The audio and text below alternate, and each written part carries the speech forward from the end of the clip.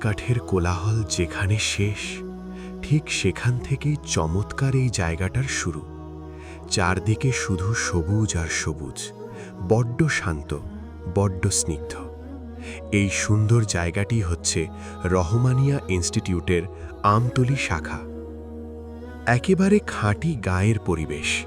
মাদ্রাসার সামনে বিশাল একটা খেলার মাঠ।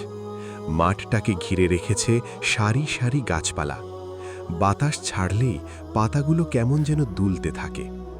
জায়গাটার আসল রূপ খোলে রোদ আর বৃষ্টিতে।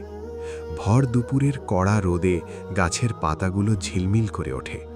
আবার ঝুম বৃষ্টি নামলে পুরো চত্বরটা মায়াবী এক রূপ নেয়। দেখতে ভারী সুন্দর লাগে।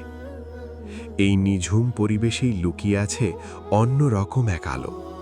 এখানকার মক্তব আর নাজেরা বিভাগে ছোট ছোট ছেলেরা পড়তে বসে।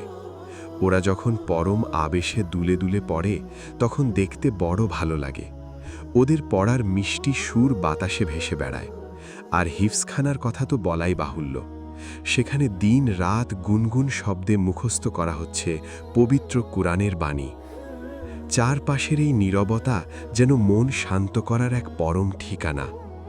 সবুজের কোলে, কুরআনের আলোয়, রহমানিয়া ইনস্টিটিউট, আমতলী শাখা, গাজীপুর।